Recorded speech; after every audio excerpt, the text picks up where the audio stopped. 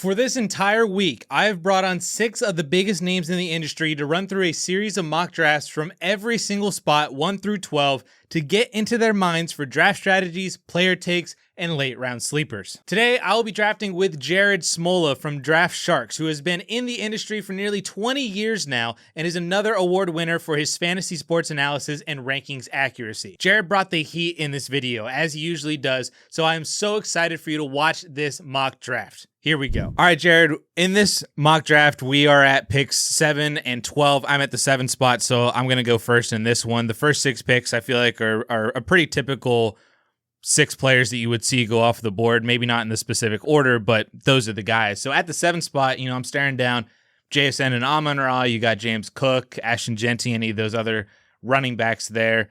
I took JSN at the 8 spot with Jason Moore. And now that I'm sitting here at the 7 spot, I'm still staring down Jackson Smith and Jigba, but I do prefer Amon-Ra St. Brown just a tiny bit more this year because I just think that the Lions offense is going to be better.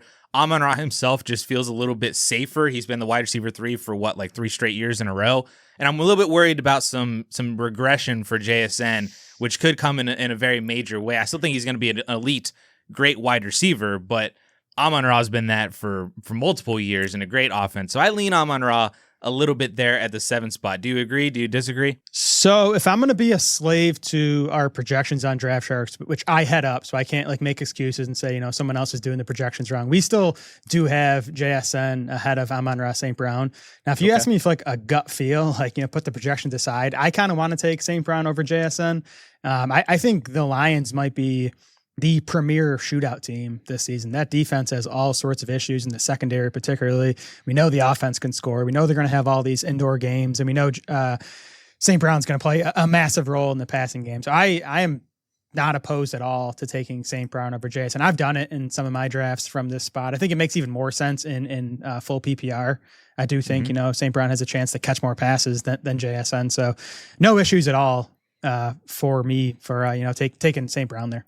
Real quick before we jump back in, there are now 3 ways to get 4 for 4 for way less. Sign up at Rebet, a social sportsbook and casino where you deposit $10 with code 4 for 4 and you get our full picks package. All of our fantasy, DFS, and betting content, a $349 value for $10. That is 97% off. Prefer a prediction market like Kalshi? You can do the same on Novig and you get our base sub for $10. That is 75% off. Or just use code YouTube for 25% off any plan at checkout. Links and more details are at 4for4.com/plans, which is also linked down in the description. Cool. All right. So if we're on the same page there, you are now up at the 12 spot. You've got the 112 and the 201 back-to-back picks here at the turn. I'm very interested to see where you end up going and how you start building out this team from the 12 spot. Yeah, I'm going to double tap running back here. And I might not do that if this was full PPR, but I think in half PPR, that shifts some value to the running backs, obviously, and just the draft landscape this year. I started draft season, way back in February and March, trying to be like the contrarian, and this is the year to go 0 RB because everyone's taking running backs early, so let's kind of flip the script and go back to the wide receiver heavy starts. I do still like doing that at times, and especially in full PPR. But more often than not, I do want to get at least one running back in the first 2 rounds. I do think there's a big drop off at the position, kind of around that, RB12, RB13 area. And then the wide receivers, rounds 3, 4, 5, 6. I love the wide receivers in that range. So I do feel better about my teams when I get at least that one running back early. I'm going to go 2 here. I'm going to go Ashton Genty and Saquon Barkley. Genty's a pick I'm excited about at this spot. I just think, I know last year was ugly in terms of efficiency. He has plenty of excuses for that between the offense being horrible, the O-line being horrible. But I think with Clint Kubiak there and some of the upgrades they made on the O-line, in addition to Genty's talent and volume, volume was not a problem last year. And I think he, again, is going to be one of the top 4 or 5 backs in terms of touches. So we just need that efficiency to improve. And I think it's going to in this setup this season. I know everybody's making, big hullabaloos about Devon Achane and, playing in a terrible offense, terrible team. They're not going to win games. They're never going to score touchdowns, everything like that. And, you can make all those arguments. I think they're valid for Achane, but Genty kind of has similar arguments that you could make if you were to make a bear case against him, saying that the Raiders, even with the addition of Clint Kubiak, still might not be a good team overall because they don't really have any wide receivers. You got Kirk Cousins. When's the rookie Fernando Mendoza going to come in? Genty himself, the offensive line got an upgrade, but, it was still, compared to where it was last year, massively better, but still might not be phenomenal. Is any of that stuff kind of get into your mind with Genty, or you're just like volume is king? For sure. I mean, we did this last year. I mean, we were taking Genty around the same spot for all these same reasons, talent plus volume, and he disappointed. He was okay, finished like RB13 or whatever it was. And honestly, if you look at the Vegas lines, they still have the Raiders as like a bottom 5 offense, and Miami's down there as well. I'm kind of saying I know better than Vegas, and I do think the Raiders will be a little better. Like I would definitely take the Raiders offense to be better than Miami's this season. So I favor Genty over Achane, for that reason. And I just think Achane's awesome, and he's going to continue to be productive despite the situation. I do still think Genty though is built more for that true bell cow role. Like I do have some concerns about Achane if they want to give him. I know we got the Halfley comment yesterday about 40 touches per game. That's such a stupid comment. I don't even want to, recognize it. But I do think Genty is just more built to get those 20, 25 touches per game than Achane. I worry about Achane a little holding up if they want to give him 16 plus carries a game. I saw somebody's response to Halfley's comment about it, and they just said, let's just give Achane like 500 touches, see what happens. I'm like, well, I know what's going to happen. He's not going to survive to 500 touches. So, no, I feel the same way with you on that one. And especially like if you're saying that, well, I can take Devon Achane because he's going to catch a bunch of passes. Genty's probably going to catch a bunch of passes as well this year. There's no other real target competition there outside of Brock Bowers. So if he's being used heavily out of the backfield, I mean, that's phenomenal in both half PPR and full PPR for sure. So Genty, I think, is still a good pick at the turn. I love Saquon Barkley. I feel like we just kind of glazed over that a little bit. Love the Saquon Barkley pick. So I like a lot where you're heading. And I'm looking at, with my 206, also dipping into this running back pool as well. Because like you said, and the more I've been doing these mocks, you get to like round 5, and I don't like any of these running backs that are left. You're really hoping for somebody to do something, and then picking the right person out of that group is really difficult to do. And if you're, entrusting them as your RB2, RB3 is fine, but as your RB2, it gets a little bit dicier. So I like to have at least 2 running backs out of this kind of first 4 round range. And I don't know if I'm going to be able to get anybody that I really, really love in round 3 and 4. So I'm looking at running backs.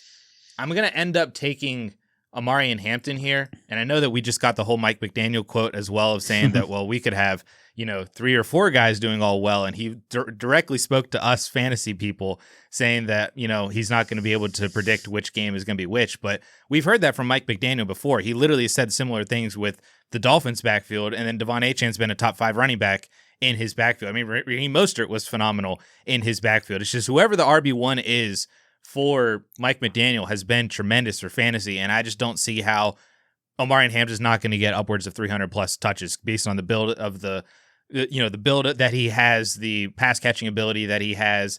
The offensive line is going to be a massive upgrade from the injured players that are coming back this year with Alton Slater. I mean, it's just it's all set up for Hampton to still have a great year. And I'm not really too worried about Mike McDaniel saying that other running backs are going to get involved, because that's just what he does. And it's happened in the past. And yet still the top guy has been tremendous. How are you feeling about Omari Hampton?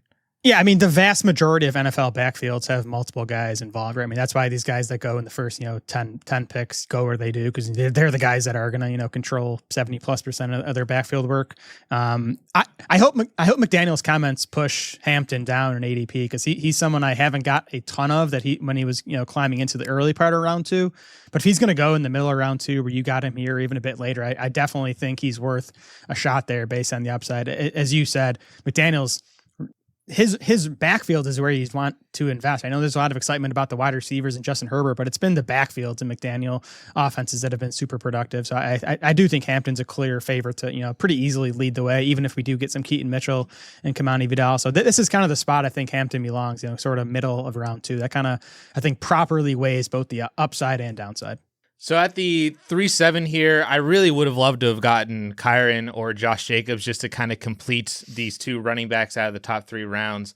I feel like my general pick, if this was like an actual league, I would just be taking Devonta Smith, but I feel like I've talked about Devonta Smith in a couple of these videos. I did a video with Nick Ercolano, and he talked about Devonta Smith as well. Just a lot of Devonta Smith love coming from this channel. So for you, those of you out there, I would be taking Devonta Smith, but just for the sake of conversation, I'm not. I'm just going to take Chris Olave, who just got a massive payday, is still projected to be the wide receiver 1 for a Saints offense with Tyler Shuck, who I love, with Kellen Moore, who everybody loves. And, we saw the upside with Chris Olave. He was tremendous with Rattler last year, but he was even more so with Tyler Shuck, and I think that that's just going to continue this year. Jordan Tyson, I literally placed a bet last night that Jordan Tyson is going to be the offensive rookie of the year. Nice. But I don't think that really impacts Chris Olave too much. I think they're both going to be tremendous fantasy players, and so give me the upside of Chris Olave as my wide receiver 2 across from Amon-Ra. Yep, no issue with the Olave pick. Do you not have Breece Hall in the same tier as Kyron and Jacobs? He's so close, and I don't really know what to do with him because, again, like we just talked about Genti and Achane with bad offenses, and Breece is in the exact same boat, probably a worse offense than Genti. And yet he is going at a discount because he's going to see a ton of volume there, and he's got the receiving ability. I've been a little bit more hands-off with Breece Hall because I just don't know if he has the ability to be a fantasy RB1 like Achane and Genti basically have been. I mean, Achane's been a top 5 guy, 2 years in a row. So I get with the ADP that I'm not drafting him as RB1, so I don't need him to be an RB1. But I'm a little bit more hesitant about Breece Hall. I don't know if that's the right thinking or not, but when I'm in this range, I've never selected him. Okay, I'm mostly with you. I don't have a ton of Breece Hall. He does seem to go early in round 3 in a lot of the drafts I've done, which I don't like him there. I do think once Kyron and Jacobs are off the board, I do think Hall gets interesting. I think he belongs in that tier. My question with Hall is he going to be a bell cow, or are they going to continue to mix in Braylon Allen and Isaiah Davis? Because when Allen was healthy at the start of last season, he was mixing in quite a bit. And I know it's a new offensive coordinator there, so that could change. And Hall got the contract extension from the Jets, which could. We saw that with Cook last year, right? I mean, they gave Cook that big deal, and they kind of upped his workload from there. We could see something similar with Hall. So he's interesting to me if he gets to the back half of round 3 here. Okay, so I got my 2 RBs. I'm ready to start loading up on wide receivers here. You might think I'm crazy. I'm actually going to pass on Devonta Smith here. And it's not that I don't like him. I just prefer Zay Flowers and T Higgins. They're slightly they're back to back in my rankings right now, but I do have Zay Flowers and T Higgins just ahead of Devonta Smith. I mean, with Higgins, it's just the pass volume in Cincinnati. I know he's not going to see the target share that Devonta Smith does, but I think, his target total is going to be similar just because the Bengals are going to throw so much more. And then Zay Flowers has just been one of my favorite picks in drafts for in the entire draft season at this point. I have a ton of Zay Flowers. He has improved his target per route, target share, and yards per route in each of his first 3 NFL seasons now. He was up to 28% of the targets last year. And I look at that Ravens pass catching core. I know Jacoby Lane's creating all this buzz in camp, but I still think Zay Flowers is going to be right up there in at least the high 20s in terms of target share. And he finished like wide receiver 12 last year with the Ravens throwing easily the fewest passes in the NFL with Lamar Jackson missing time with injury. So I like that offense in general to bounce back. And I just think Zay Flowers is going to play such a huge role in the passing game. No, I don't disagree with you. I don't think we've had very many Zay Flowers conversations in these mock draft videos, so I'm glad that you brought him up. I've had basically 3 nominees for if we had this year's Jackson Smith and Jigba, you know what I mean? Where Devonta Smith would be one, and Ladd McConkey is another who I could take right here, and then Zay Flowers would be my third, just based on new offensive systems and situations for all 3 of those guys that could elevate them into that elite stratosphere of wide receiver production like what JSN had last year. I'm in full agreement with you about Zay Flowers. That I prefer Devonta Smith, but Smith has been going earlier than Flowers generally in drafts. But Flowers, I think, could be really, really good. And I know a lot of people are worried about him not scoring touchdowns, but I just think that with this new offensive system, this is the first year where he could be playing in a different role and be utilized in such a different way than what he has been in the past couple of years, that actually opens things up for him to start scoring touchdowns. And maybe by having him at this range, it is a kind of a projection to say that he's now maybe going to score 6 or 7 or more touchdowns than his usual 4 or 5. But I think it's a pretty solid bet just based on the talent that we've seen out of him and his ability to win on the outside, in the slot, man, zone, press, all that kind of stuff from reception perception as well with Matt Harmon is incredible that this could be the year that Zay Flowers really elevates into that next level of wide receiver. Yeah, the touchdown argument is definitely fair because it's not just that he hasn't scored touchdowns. It's that he hasn't really been used much near the goal line and in the end zone. If you look at expected receiving touchdowns, he hasn't fared that well there either. But I do think, like you said, new OC, that could, mean a change in usage for Zay Flowers. Plus, if there's one category I just want to bet on, someone maybe getting, quote unquote, lucky in for a season, it's definitely touchdowns, right? Like we know the volume is going to be there, the catches, the yards are going to be there for Zay Flowers. And I'll say too, we have Flowers, and I don't have the exact number pulled up. We haven't projected for like somewhere between 5 and 5.5 touchdowns. So not a big total. And he still comes out as our wide receiver 12. So like to me, the touchdowns is just a bonus if he, scores more this year. Right. Absolutely. So I'm looking at the 406 and Devonta Smith is still there. I feel like I just got to take him. Yeah.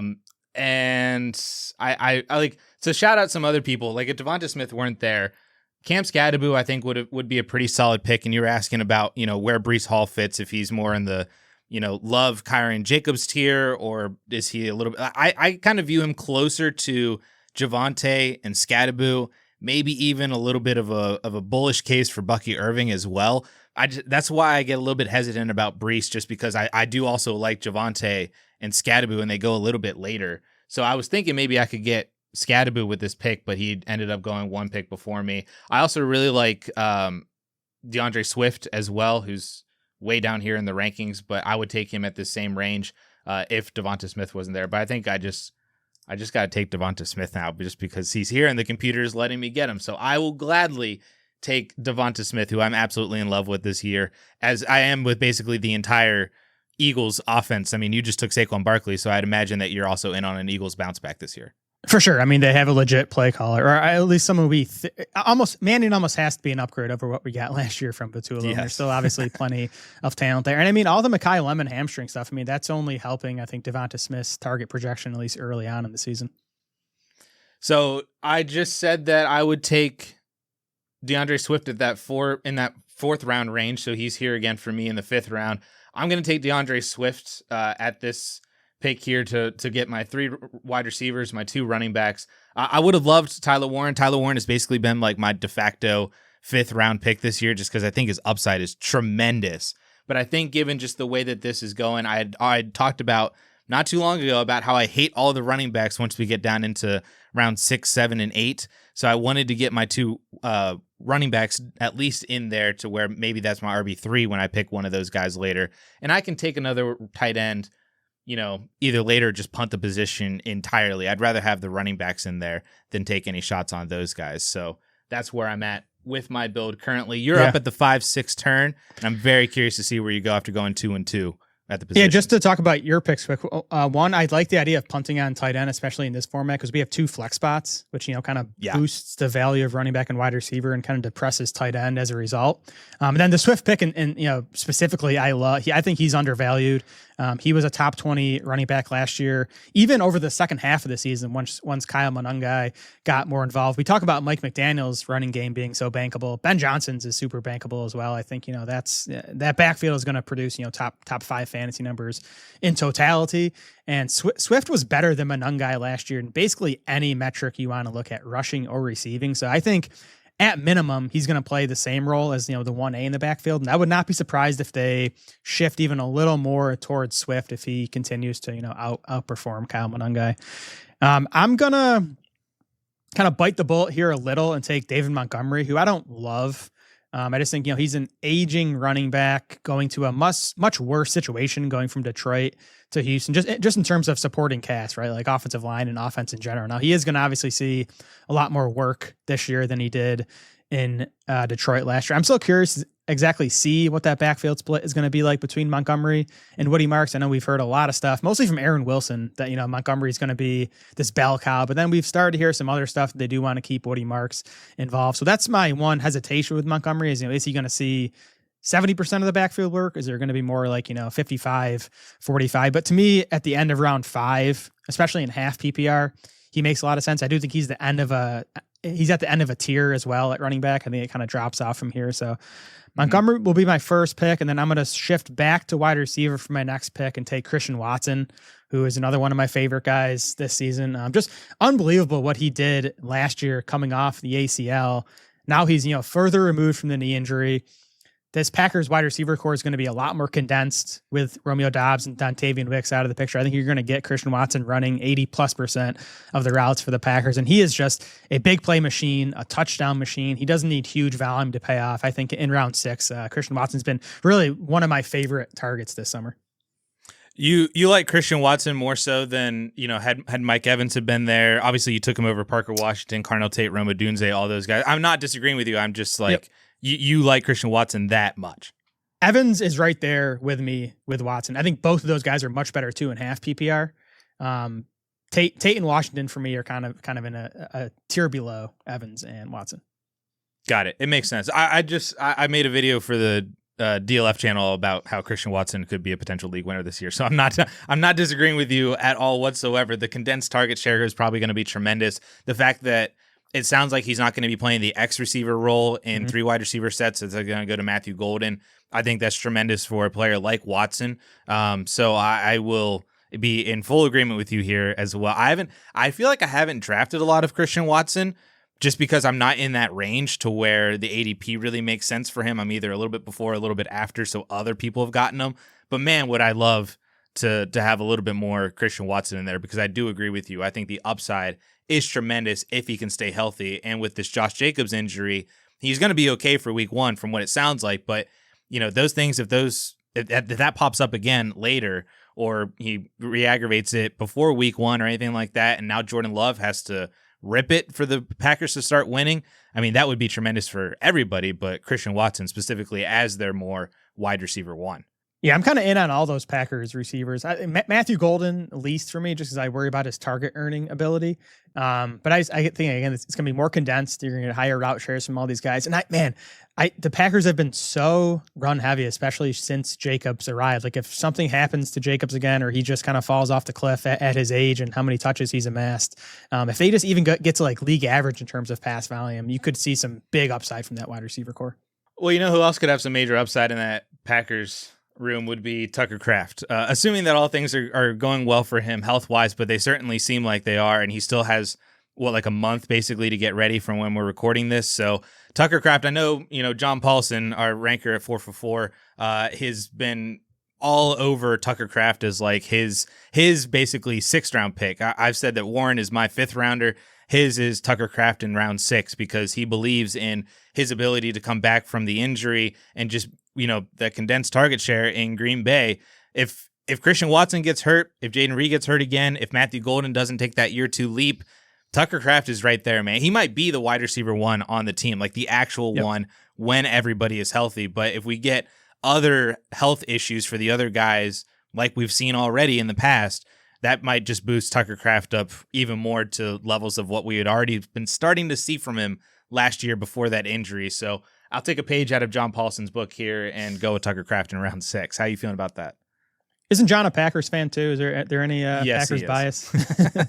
There might be a little bit, but I think he really just loves Tucker Kraft's value. I mean, I think from a real life perspective, he's a top 5 tight end, if not a top 3 tight end. The concerns would be just that he did it on absurd efficiency last year, and like, can he maintain that coming off the knee injury? But he sure sounds like a freak. Like he's talking about his knees are already like equivalent to a year removed from the surgery. The doctors have told him that, and he definitely seems on track for week 1. And I think it's another guy where the half PPR scoring helps him because someone like Tyler Warren I think is going to do it more with reception volume. Kraft is more efficiency and touchdown upside, so I think he makes a lot of sense in half PPR.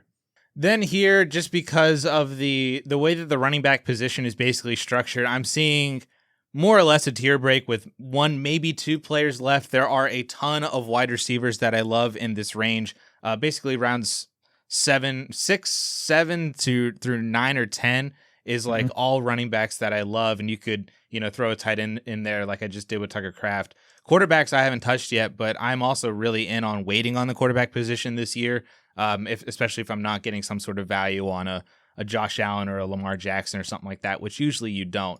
So I'm going to grab J.K. Dobbins as my RB 2, 3, 4. I already forget what my roster is. RB3 as my RB3. I like that a lot just because of, from his production last year as the Broncos RB1. Sounds like he's going to be in a pretty similar role this year, so long as he's healthy, which he promised us he's not going to get hurt. Then he had that soft tissue thing, but then he came back the next day, gave a thumbs up to the media, said that he's all good. So I'm trusting you, JK, that you're not going to get hurt because I think he was on pace for 1,300 yards rushing up until his injury last year. It's a great offense. He's a really, really phenomenal player, very efficient. He just needs to stay healthy, man. And that's basically where I'm at with J.K. Dobbins as my RB3. I love J.K. Dobbins, man. How good and how just to battle back from all the injuries he's had and still be so efficient. Denver paid, they went out right away and paid him to bring him back. I think he's going to continue to basically play the same role he did last year as long as he's healthy. And that made him a top 25 running back last year in half PPR scoring. The knock against Dobbins is that he's not going to do much in the passing game, but that obviously matters less in half PPR here. So I like that pick. I'm going to go, I went kind of old, boring running back in David Montgomery. So that gives me the, ability now to go with some more upside in Jonathan Brooks, who is, shooting up in ADP. It was very nice to be able to get him in, around 10, 11 early in draft season. I do think you're going to have to spend, a 7th or 8th round pick now to get him. But I still think if Jonathan Brooks is healthy, he's the best running back in that Panthers backfield. And Carolina's offense is not going to be good this season, but it wasn't good last year, and the backfield was very, very productive. That's been a theme for Dave Canales. He's basically produced a top 15 fantasy running back in all of his NFL stops. And again, I think Brooks has a chance to be that guy if he can stay healthy. So Jonathan Brooks is my RB4. If I know we're only going 10 rounds here, if we were going deeper, I probably would not take another running back now until around 13 plus and, maybe start picking off some of those handcuff types, but I'd be, pretty good going into the season with this core 4 running back. I'm going to go Sam Laporta with my other pick here. Another case where I think there's a drop off. It's kind of the end of a tier at tight end. And I also just don't like anything else available at wide. Not that I don't like anything at wide receiver, but it just looks like a big flat tier where I think I can probably get someone similar at the next turn. Yep. If I were in your shoes, I would have also taken Sam Laporta there. I basically was like, I was looking at the draft board. I was like, okay, so he's going to take Sam Laporta and then who else? So that's, I already had that penciled in for you. So I'm glad that we were in a mind meld there because I agree with you. Like after Laporta, unless you want to really believe in George Kittle, who just went right after him, and his return from his injury, all the tight ends are basically the same. I agree with you that all the running backs at this point are all basically the same. All the wide receivers, more or less, basically the same. We haven't taken quarterbacks yet, but at this rate, feels like a lot of the quarterbacks are pretty similar. So, just take the one positional edge that you can get right there with Sam Laporta at your tight end position. I like that a lot. So going into the 806 for me, I mentioned I don't have a quarterback yet. Herbert, Dart, Lawrence, Dak. There's still a lot of names on the board that I really, really like. Running back has gotten really flat. I could take a shot on Ja'Cory Krosky-Merritt if I want.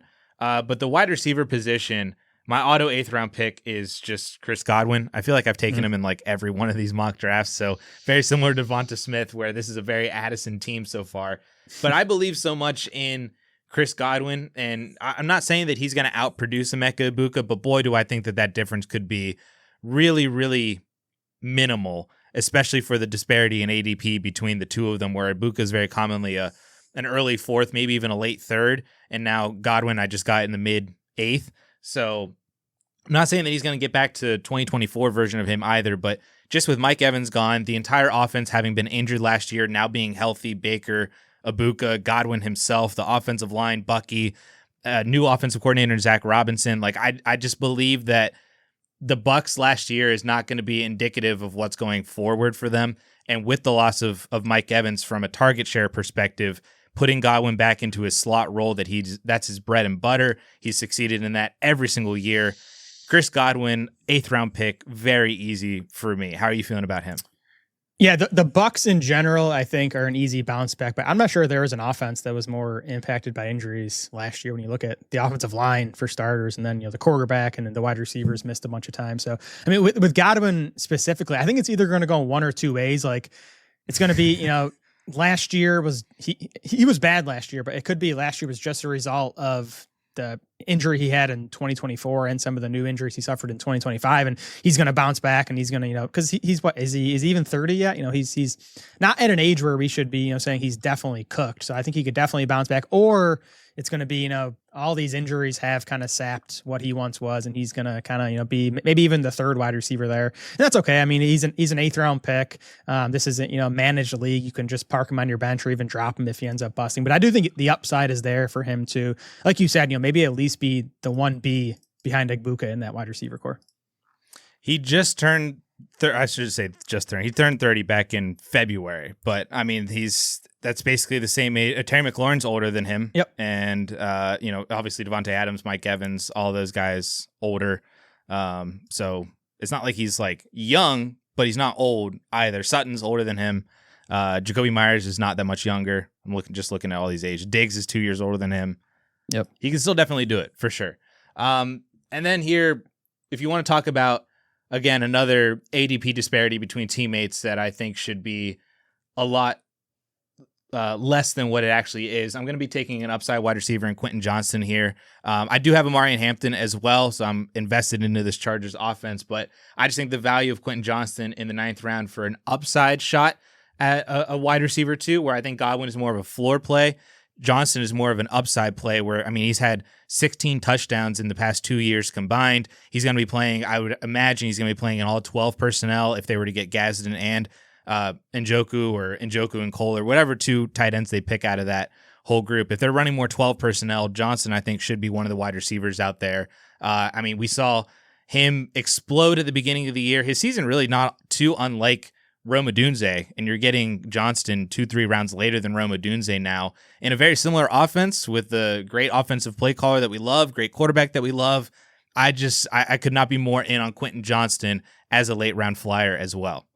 Yeah, and to me, even as a prospect, Johnston's best ability was his after catch skills. And I think, that's a asset that Mike McDaniel can really help maximize. And I don't think the Chargers' previous coaching staffs have done that. So, you earlier on, you mentioned, what was it, Devonta Smith, Zay Flowers, and Ladd McConkey as like 3 guys who could be this year's JSN. I agree with Smith and Flowers for sure. I don't think it's going to be Ladd. I just think it's going to be too spread out. I mean, JSN did it with a 33% target share.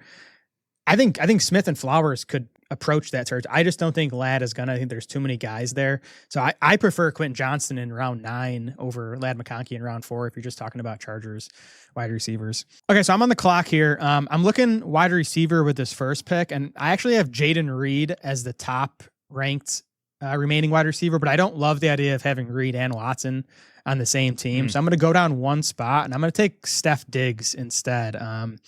He was fine last year from a fantasy production standpoint in New England, and that was on limited routes, right? I mean, they kind of would not push his routes above that 70 to 75% range, and maybe that's just because where he's at in his career, and they just they kind of knew they had to manage him, or maybe that was just like a philosophical thing in New England last year. And I think there's a chance that Diggs gets back to being a true full-time player in Washington, where it's obviously Terry McLaurin, but then not much else at wide receiver. So and from a per route perspective, Diggs was awesome last year, both in terms of target earning ability and yards per route run. So I like him a lot as a wide receiver 4 in this type of territory. I do still think he has plenty of gas left in the tank. With my second pick here, I'm going to go with a quarterback. If we were going further in this draft, I think you could push off quarterback again here, and I could wait till my next turn and probably still get someone I'm okay with. But I'm gonna go Brock Purdy, and I hesitate because I do really like Kyler Murray. I think they're right there in the same tier for me. I even think Murray has more upside just because of the rushing ability. But Sure. As a quarterback 1, I just feel a bit safer with Purdy. I mean, we know what he is. He's been super efficient and super productive in fantasy when he's been out there for the 49ers. So very happy to get him as my quarterback 1 in the 10th round. Yep. I love Brock Purdy as well. I also really like the Steph Diggs pick too. I tweeted out, I was trying to say, how could Steph Diggs help Terry McLaurin? Because that was the big, everybody's like, oh, now we have to fade McLaurin because Diggs is there, another great target.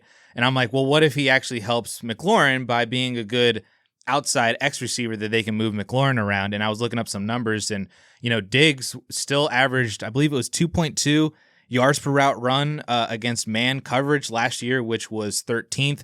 He was the 9th highest graded wide receiver against man coverage last year, according to PFF. So like he still got it, at least in terms of beating man coverage. So I'm in full agreement there with you that I think that this is all going to be good for Washington, that Diggs is there. He can help, move McLaurin out of the X spot, but then when McLaurin's in the X spot, they can move Diggs around as well. It's all going to be good for Diggs, for McLaurin, for Daniels. It might just hurt Chigakonkwo and his upside case as a late round tight end, but for Diggs, McLaurin, Daniels, as I mentioned, I think that's a great pick, and I love that for sure. And it seems like ADP is slowly starting to catch up to Diggs now being on a team. But as long as he's down here I've seen him in double-digit rounds of 10th, 11th, 12th. If you could just snag him in that range, I think that's tremendous too. So I'm very much in agreement with Stephon Diggs. Love Brock Purdy. My quarterback pick here, because I don't have one yet, and I agree with you, if this were the real draft, I probably would just keep punting the position a little bit more. I love Tyler Shuck. I like Kyler Murray, as you mentioned. I even like the upside shot on a Baker Mayfield or even just like Goff or Stafford or Love or any of these guys. But I'm going to go with Bo Nix because I think that this is a guy who's been top 10 each of the past 2 years on a total fantasy points basis. It was a little bit more inconsistent last year, but I mean, that's a top 10 guy that you're getting as I don't even know what I got him at here, but maybe like top 15, something like that, outside the top 12 for sure is his ADP. And then he just added Jalen Waddle to the equation, still has Cortland Sutton. He's got RJ Harvey and J.K. Dobbins. He still has his plethora of depth wide receivers behind Sutton and Waddle as well. If he takes a year 3 leap, I wouldn't be shocked. And maybe he's not the every week starter or anything like that. I can still stream the position, maybe take an upside flyer quarterback just after this, like a Kyler or a Shuck, that I could kind of play matchups a little bit more until Bo Nix shows me that he is an every week starter. But I think that when you're down in this range, he is just as good of bet as anybody to be an every week starting type of player, like this year's Drake May or something like that, because of the addition of Jalen Waddle specifically. Yeah, and he runs too, right? I mean, he's going to give you some rushing. But I know there's some concern about him coming off the ankle injury, but everything we've heard out of Broncos camp is Nix looks at 100%. I think he's going to continue to give you some pretty nice rushing production, in addition to being in a Sean Payton offense. And Jalen Waddle is just a massive upgrade for that wide receiver core. So Nix is another guy. Again, quarterback's tough this year, because I do think, guys like Jalen Hurts at the end of round 6, I think that's a great value. Even Jaden Daniels in round 6. But like, you do all these drafts and you get to round 11 and you're still looking at like Kyler Murray. It's like, oh, I kind of wish I didn't take, Hurts in round 6 when I can get Kyler Murray 6 rounds later. Right. Or Dak in the 9th. Yep. We just took Brock and Bo Nix in the 10th. And all the other guys that are still left on the board. It is a really good year to be a late round quarterback drafter. But Jared, one last question here. Obviously, if this were a real draft, we'd be going 14, 15 rounds in here. We stopped at 10. How would you, approach the last few rounds in here? Are there players that you would be specifically looking to target? Who are some of those kind of late round guys that you're really keying in on this year? Yeah, so I'm just looking how I constructed my team. So I have 4 running backs and 4 wide receivers through 10 rounds. I'd probably, with the next few picks, be looking at wide receivers. Jaden Higgins is one of my favorite guys that's still on the board. I think he's a candidate for a year or 2 leap. I liked him as a prospect, and there's been a lot of positive stuff coming from both the Houston coaching staff and the media there about, Jaden Higgins taking a year or 2 leap. So he's someone I would definitely be targeting. And then, again, when you get to the later rounds, I want to be taking those handcuff type running backs, the guys who I'm just going to park on my bench, but if something happens to the starter, they're going to, get big boosts in value. Marshawn Lloyd is my favorite, and I know everyone's sick of him because he's done absolutely nothing through 2 seasons because of all the injuries. But man, it seems like he's figured it out. He spent months working with a biomechanics expert this offseason and kind of figured out it was compensation stuff from a previous ACL injury that was causing all of his soft tissue injuries over the past couple seasons. And he's had a healthy offseason so far. He's been one of the buzziest players in Packers camp. I liked him as a prospect. He was a big play machine, good size, good speed. And Josh Jacobs is getting up there. He's missed time in 5 of his 7 NFL seasons. He's already hurt now. He has this potential suspension still hanging over him. So, and Lloyd looks like the clear number 2 in Green Bay. So he's one of my favorite late round picks at running back. I also like Jaden Blue as a late round target. So those are the running backs I've been taking most often with the last few picks. I was trying to remind myself where Marshawn Lloyd was drafted, because he was he was the RB4 off the board in 2024. It went as a third round pick, top 90 overall. It went Brooks, Benson, Corum, then Lloyd. So he got taken over, Bucky and Tyrone Tracy and Braylon Allen, Ray Davis, all those guys. And he just hasn't done anything. But I agree with you. Like, from a prospect standpoint, he's not that different than like Jonathan Brooks. It's just that he's behind Josh Jacobs, which is a much bigger hurdle to get over. But as you mentioned, there's a suspension possibility. There's the injury issues with just the number of carries that he has just in general, not to mention the groin injury that he's currently working on right now. I could not be more in agreement with you on Marshawn Lloyd as well. I like Tank Bigsby too, from a handcuff perspective, and you have Saquon Barkley. So I'd be thinking that you would be, out of everybody in this draft, you might be most interested in a 13th or 14th round Tank Bigsby. Do you have any tight ends as well that you want to maybe shout out? Had you kicked the can down the road to the tight end position? Yeah, so I love Kincaid. He came off the board here in round 9, but he's a guy I've been taking a bunch. I also like Isaiah Likely a lot. He got a big deal from the Giants. He in Baltimore, he was obviously stuck behind Mark Andrews, but when Andrews missed games, Isaiah Likely put up numbers. So I'm not really concerned about his ability to produce. I think the Giants obviously like him a lot based on the amount of money they gave him. And like, there's a clear path for him to be the number 2 target there behind Malik Neighbors. And then even a bit deeper, I like Brenton Strange a lot. I know it's crowded in Jacksonville, but it's another guy that got a big extension this offseason. He's going to continue to be a big part of an offense. I just want to get pieces of. I know it's kind of tough to figure out where the ball is going to go. But man, that Jags passing game was so good over the second half of last season. I think, with Lawrence, with another offseason in that Liam Cohen offense, I think that could again be a top 5 passing game this year. That'll do it for today's mock draft. Leave a comment down below which team you like the best or which picks you thought were a little bit questionable. Don't forget to also hit that subscribe button for fantasy analysis all season long. Plus, check out our other content on the channel from Caleb, John, and myself to help you get ready for draft day. Thank you all for watching, and we'll catch you guys in the next video. Peace.